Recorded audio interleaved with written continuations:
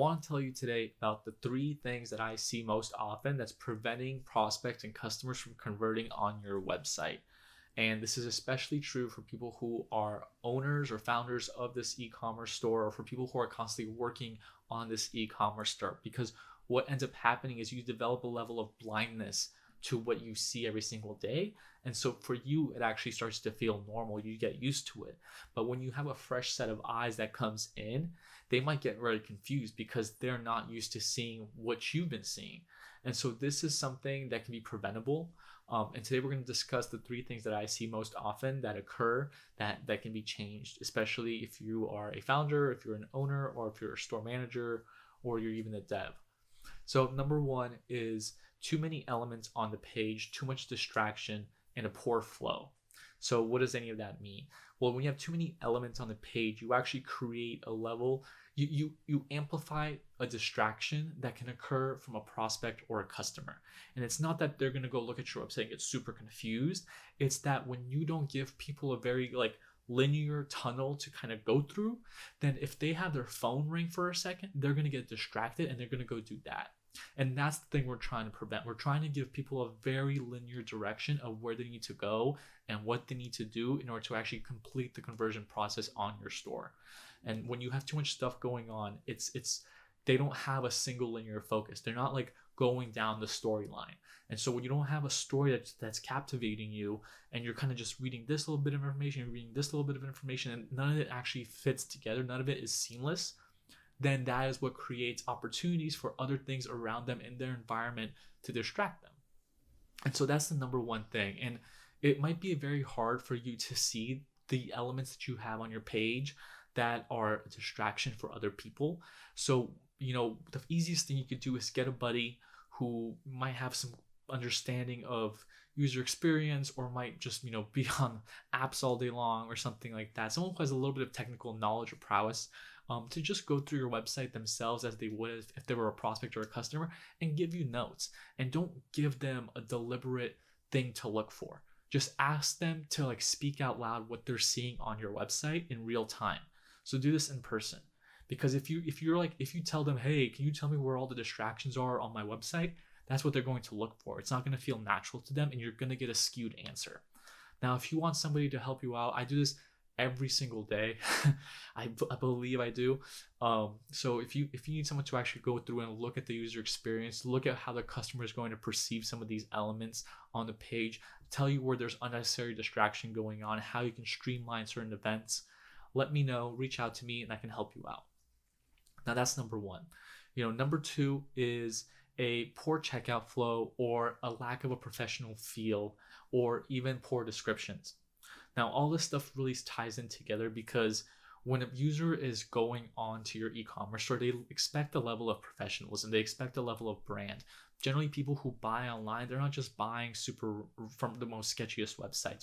We're kind of past that point, and you really don't want customers who are very prone to getting scammed anyway.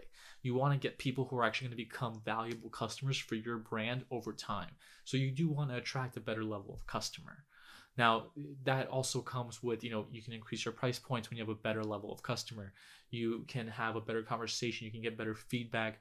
You can just have an overall better level of customer service and support for a higher level value customer than you can with someone who is, bottom of the barrel, which is not something we're ever trying to go after. So when you are targeting that type of customer, you want to double check your descriptions. You want to double check that your photos are actually good. If you took these photos on your phone 3.5 years ago in really bad lighting in the middle of a thunderstorm, maybe it's time for you to take some new photos. Maybe it's time for you to get a photographer and pay him $400-$500 and get some good photos done in a light box, right? These are all things that should be done, especially if you're making sales. And so it's kind of a non-negotiable.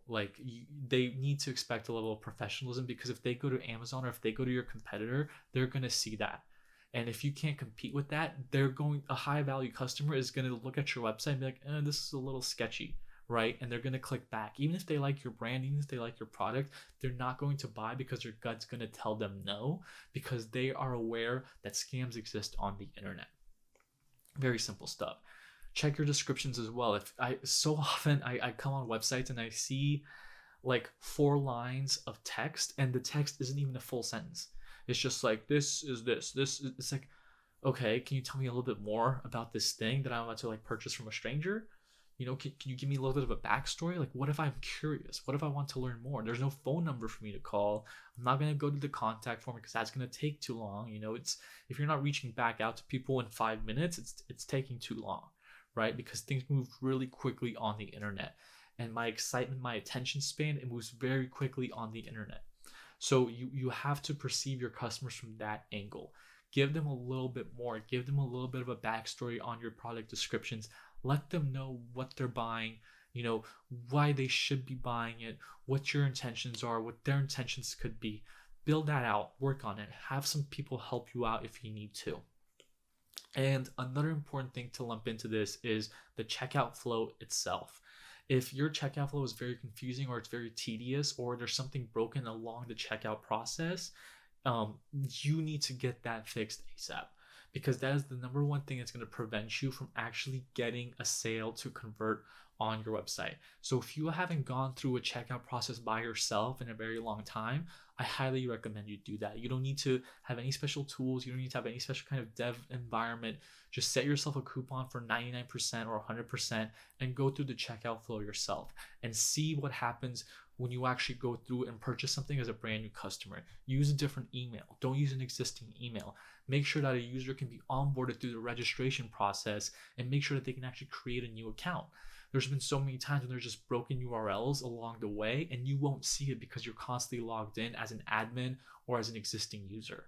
And so these are important things to try out. Try it from a brand new slate. Try it on your phone. Try it on your computer. Try it on a TV if you can. Try all these different things and see what works and what doesn't. Make notes of it. Get that to your developer or your technical marketer and have them help you fix that. Now, once again, if you need help with any of this, let me know. I'll see what I can do.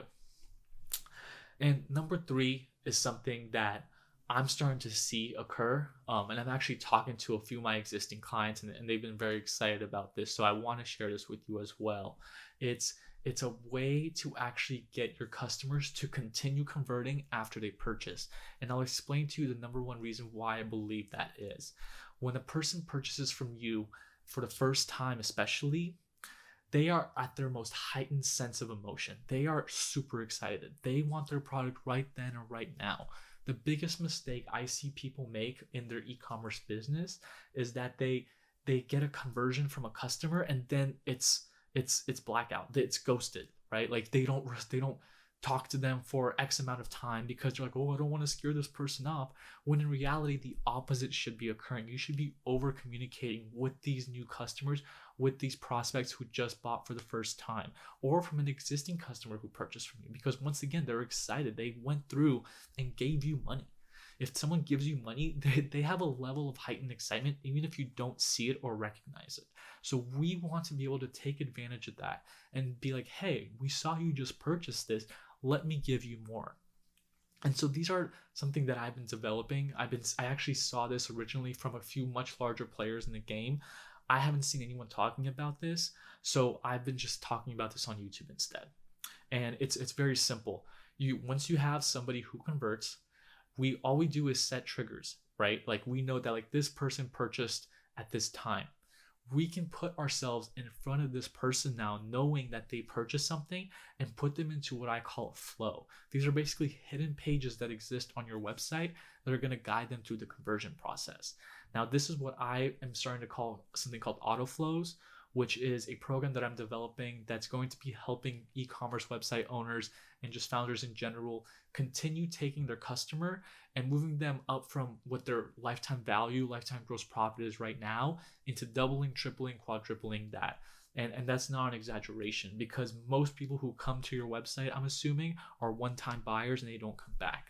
And if that rings a bell for you, if 10, 20, 30, 40, 50, 70, 80% of your customers are one-time customers, then you are missing out on a huge amount of opportunity because you're not communicating with them at the right time. So those are the 3 top things that I'm seeing right now that are preventing conversions from occurring on e-commerce websites. And I talk with e-commerce store owners every single day. So it's become a lot easier for me to kind of get this input, get this data, get this knowledge. Now, if you don't know who I am, this is a brand new channel. I'm just starting out. So my name is Rich AK. I run a company called AKGROWTH, where I help e-commerce stores grow, develop, convert, get them better and better and better, moving up. And so I work with this stuff every single day. If you have a question for me, please leave it in the comments. I will check it out. I will respond to you. I will not give you a crappy answer. I guarantee you that.